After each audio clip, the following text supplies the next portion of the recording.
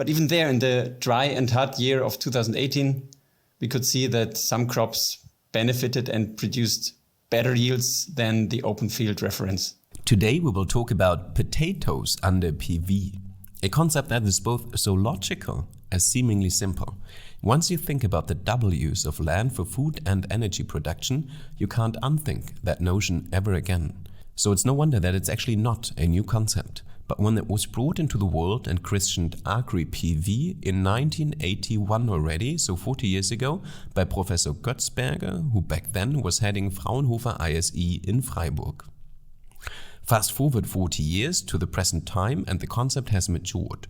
Fraunhofer ISE is still around, just that now it has its own dedicated team of 20 scientists, engineers and lawyers researching the employment of Agri-PV. If you think, however, that 40 years after the first introduction of the concept, the technology surely must have been rolled out big time already, you are mistaken. Agri-PV is still a very, very niche concept in comparison to other forms of PV. However, that is about to change. On the one hand, because of the general drive behind the energy transition as such, and on the other hand, because the idea indeed has matured and quite literally stands on firm legs by now. So lean back and look forward to an episode fully dedicated to Agri-PV.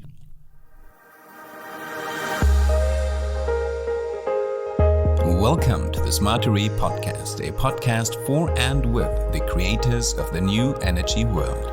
A world in which energy will be renewable, decentralized and digital, bringing together electricity, heat and mobility. Let us show you how we will get there and who will get us there. So today I'm very happy to welcome Max Trommsdorff as my guest for this episode. He actually is the head of BSAT research team at Fraunhofer ISE, and he's also the scientific chair of the Agrivoltaics 2021 conference.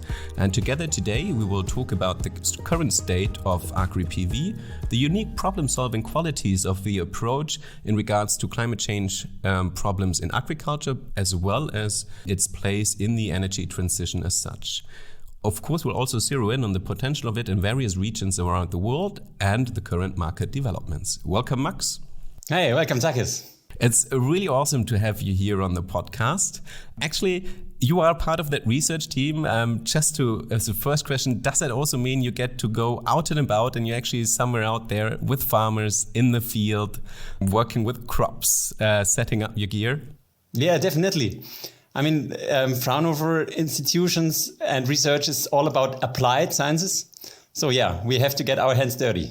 That's awesome. So I'm really looking forward to hear what the current state of agrivoltaics is. Maybe to start with, the usual image I have of ground-mounted PV is I drive on a highway, I look on the side of the highway, I see like these 1 or 2 meter high PV installations, maybe there's grass underneath, maybe even some sheeps. So if I have that image in front of my eyes, what's the difference between that and then a BSAT agrivoltaic installation or an Agro-PV? Well, the main difference is that in agrivoltaic systems, we consider the agricultural activity as the main activity, meaning that the activities of the earlier agricultural activities are not changed or hindered by time or space in a mentionable way. And the PV just integrates into it, in the best case with some synergies, in less good cases with maybe some minor crop yields, for example. But should be clear that the main actor is still the agricultural layer. So just that our listeners have a proper image in front of their eyes. So I guess if I compare it to a normal ground-mounted PV installation, probably the metal legs are just higher so a tractor can pass underneath. So it's maybe like a 3-4 meters high installation. Is that correct? Well, that's one approach. You're correct. But the challenge is, if someone's ask us, what is actually agrivoltaics? How does it look like? The challenge is that agriculture is very diverse, and so is agriculture PV. So that means depending on the kind of agricultural applications, the PV system looks completely different.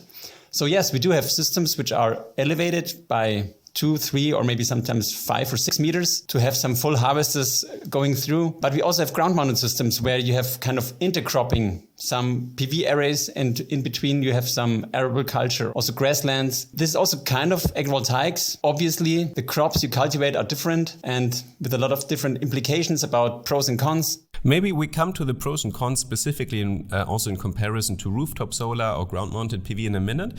But before, maybe you can just give us an image of 3 standard Agri-PV use cases, one for Europe or one for Asia or South America. You mentioned different crops, different use cases. What would be like the most common 3? So the first thing is that, as I said, agriculture is very diverse, and so is agrivoltaics. And we usually differentiate between 3 different scenarios. The one are the perennial crops, where you have bushes or trees which last there for many years. Could be an orchard, some fruit trees, or berry farming. Could be also vineyards. Second one, that's arable farming. That's where we have the huge surfaces. Could be wheat, could be raps or other arable farming methods. And then as the third application, we do have grasslands or greenlands, which are also interesting, sometimes with dairy, husbandry, animal feedstock, but could be also like just grasslands where you cut the grass and feed it afterwards. Actually, if I compare it to a ground-mounted PV, the installation just has to be much more robust. If I think, for example, a cow being close to it rather than just a small sheep, and cows probably love to lean up against the installation, rub their backs. So it has to be on really firm legs on the one hand. Also, it has to be big enough that a big wheat harvester still has space enough to drive through it. But I guess that gives me a rough idea. So what are the advantages actually of combining the land use and with a PV installation? Are there any synergies, or how does the agriculture benefit from a PV installation? So the original idea of our founder of the Institute, Adolf Götzberger, was that, we share the light. And obviously, the solar resource is huge, but if you see what we can use, then we still have some limits in terms of space and time. And the areas we are using for PV ground-mounted systems, actually, not all the light is really used in an energetic way. In the early times, it was even less because modules were very expensive, so we had really to avoid that the PV rows shade each other. That means that during the day and during the year, over the course of the time, light penetrates in between the rows from the sides, which is all light, power, energy, which we don't use. And the funny thing is that the same applies for the agriculture layer. If you look at the crops and how they digest sunlight, most of the crops pretty show a very clear light saturation point. That means in the beginning, with the low availability of light, they digest a lot of the energy which is coming from the sun. Once it's saturated, the crop doesn't digest much and the photosynthesis process reduces. It could get up to 0 or even lower. Actually, there are even scenarios where too much sun actually can harm the crops, which is called photoinhibition. And so we see that we have 2 technologies which only can digest a portion of the sunlight. And if you combine this, both systems work much more efficient. That seems very logical. So, if I, for example, have wheat on my field, it actually does not need the, let's say, full 12 hours of sunlight. And my PV installation also does not need the 100% of sun penetration on that surface. So it's a perfect double use or per square meter, I would say. I guess as a farmer, I probably would be afraid that, okay, now there's this installation on my field. How do I get around it with my tractor? What is my livestock doing with it, for example? I probably would have like a headache thinking about it. But I guess it also does add some benefits for the farming itself, apart from the sunlight penetration, right? So what could be a added benefit in regards to the soil or? Well, apart from the sharing of the sun, we observe some kind of benefits, but this depends very much on the location, on the weather, mainly temperature and the availability of solar irradiation. So especially in the first category I mentioned before, like the berry farming or orchards, where you have crops which are very sensitive to heat, water, and too much sun, we see some beneficial effects if you shelter the crops with PV panels. And that's actually the case, which are very interesting. We do have one prototype in the south of Germany, Lake of Constance, where we could also observe this effect in the field of arable farming. which was interesting because that's actually the crops we didn't expect them to benefit from the partial shade. But even there in the dry and hot year of 2018, we could see that some crops benefited and produced better yields than the open field reference. And I assume just having a shade providing a PV installation on top of the crops also has an effect on the humidity or on the vaporization of the humidity in the soil, probably a positive benefit.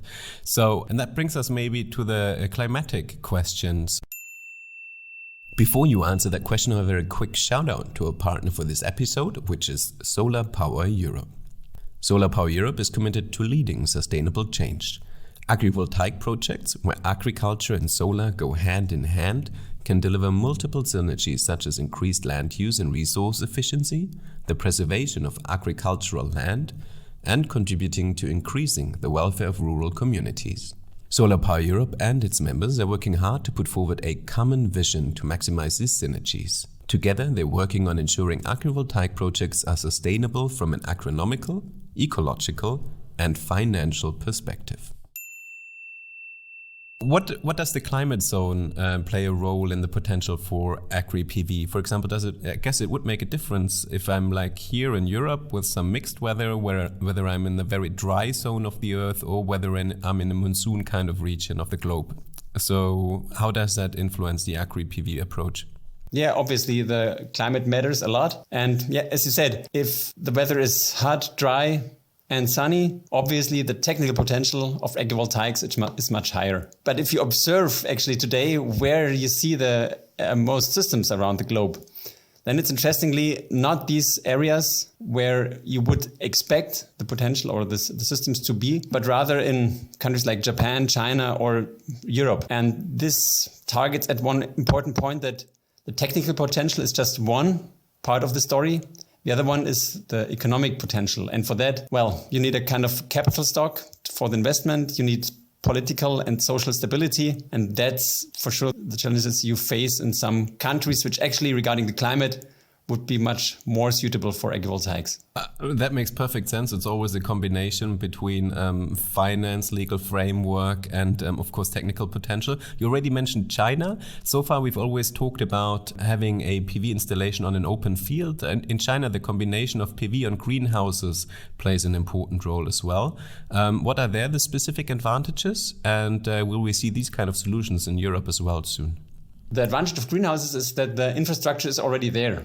So that means we can use the mounting structure. We can a bit easier integrate it in the landscape. Also, the social acceptance tends to be higher because, you see already buildings. So it's sometimes not easy to differentiate to rooftop solar systems. But in general, the approach of PV greenhouses is a bit different to open field applications, simply because the environment in these greenhouses is perfectly controlled. Sometimes more, sometimes less, which is, in contrast to open systems where temperature, humidity, water availability is more natural, meaning you have some lags of factors which actually influencing crop growth. And so also the light management in a PV greenhouse or an open field application differs quite mentionably. All right, so I see greenhouses obviously offer a perfect setup because they have an existing infrastructure already. You just need to mount it on the rooftop.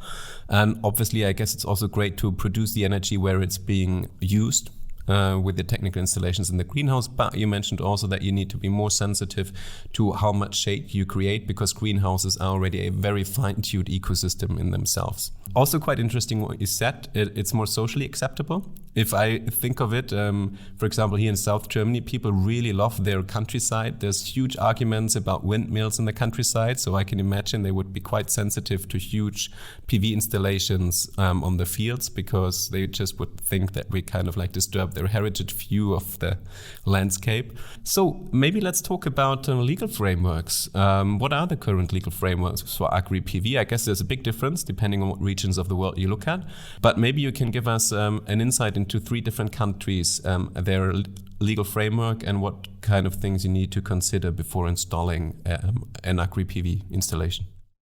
Well, the main groundworks is that we are working in two sectors which are highly regulated, meaning both the energy and the agriculture sector usually depend on subsidies, regulations, on a lot of rules which are important for enterprises and farmers who are working in this framework. So if you come up now with a new technology which is somehow in between the both sectors, it's pretty tricky if you don't have a regulation dedicated to this new approach. And that's the challenge which we are facing in a lot of countries. And now if you ask which countries do already address this issue, then we have a couple of countries in the world which already have some kind of agrivoltaic policy implemented. This is mainly Japan, which since 2013 supports agrivoltaic systems. We do see probably the highest number of systems installed in Japan with more than 2,000 prototypes. Interestingly, the policy making there targeted at a retirement security for farmers in arable regions. So we see a lot of small systems there. They tend to be smaller than our systems we know here in Germany, but similar to other approaches, the main criteria is to achieve kind of threshold regarding the agricultural yield. In Japan, this was 80% of the reference area. So that's like the usual agricultural yield you would have if you have no agrivoltaic systems installed. And then if you look at the global scale, probably the second country who supported agrivoltaics on a larger scale was China, but with a completely different approach there. So you see a lot of very large systems there. Interestingly, also to protect arid climate zones against desertification. So at one side of the desert of Gobi, you see a large system which really prevents sandy winds and soil pushing in. And well, in Europe and the US, there it's just the last 3 or 4 years that you have some policies there, namely in France since 2017, where we have a tender round, which was not only determined by the price, but also regarding the innovation content of the project. This was also very interesting. And also in the US, we see a supporting scheme in the state of Massachusetts since a few years, where you have also like a special feed-in tariff for agrivoltaic systems. But that's overall the main countries with some agrivoltaics policies. You mentioned that it's two highly regulated sectors that need to coordinate closely together. So I can understand that in countries with a lot of bureaucracy, that usually takes some time to get going. But you said it already, some countries successfully mastered the challenge. Let's talk about finance as the next topic. So where do you already see some successful subsidy programs for agrivoltaics? In what countries? And maybe also in Europe? What about the entitlement to EU agricultural subsidies for farmers? The 4 countries I mentioned, Japan, China, France, and Massachusetts, USA, somehow managed to incentivize the implementation of agrivoltaic systems. So this is always related to some kind of investment security or feed-in tariffs and so on. The agricultural subsidies, if you compare them to the financial streams of the PV layer, are usually rather small. So it's a challenge, of course. Like if you compare it in the EU, we see some problems because it's not easy. If it's not regulated, then at least in Germany, we know that it's not easy to get these agricultural subsidies because it has to be recognized that you're really performing agricultural activities and they are not restricted in time and space. In France, they managed to do this as far as we know. So it's not a problem of the EU layer, but rather a national problem how to deal with this EU subsidies. What I find interesting, if maybe we pick Germany just for a moment, is I read some amazing numbers. So if we want to really reach our climate goals by 2050, I think we would need to employ 500 gigawatt of renewable energy production. The potential technically for Agri-PV in Germany is 1,700 gigawatts, so 3 times the amount or more than 3 times the amount. The amount that's currently being subsidized is only a tiny bit of 50 megawatt. So there's quite a huge gap in between that. So is financing really maybe the biggest challenge that we currently have to tap into the huge potential of Agri-PV, or is that only a specifically German problem? Well, interestingly, in our perspective, finance is just a small share of the problem. If you really think about the barriers today, why agrivoltaic projects are so hard to implement, then it's rather about the areas that are available, how to access them, how to find solutions together with the farming sector, where the agricultural activity is still in the center of the land use. So the agriculture activity has to be in the center, and obviously in order to find a solution for that, there's a lot of coordination with associations in the agricultural area, with legislators. So I really can imagine it does take a lot of coordination, communication, and joint effort to overcome that challenge. So at the moment, there really is a relevant need for research institutions, maybe the Fraunhofer ISE or other institutions in other countries, to build the first pioneering projects, to first demonstrate that you can get legislation, that you get agricultural associations all at the same table, launch successful products that then can serve as an inspiration for associations or private companies to pick up on the concept and develop the market for it. Actually, you're also the chair, as I mentioned, or the scientific chair of the Agrivoltaics 2021 conference in June. And maybe you can give us already a quick teaser of what kind of topics the focus will be on this year, and maybe what kind of panel or input you're specifically looking forward to.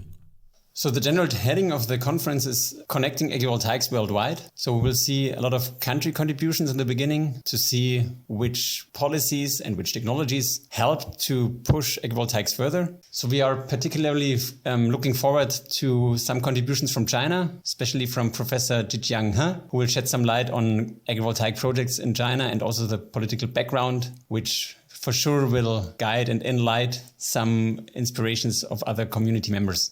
That does sound wonderful. And as you mentioned, I think at the moment, the current state of Agri-PV is really that all the stakeholders need to come together, talk together and find common solutions, because there's still a lot of groundwork to be done for it to become the big solution it has the potential for.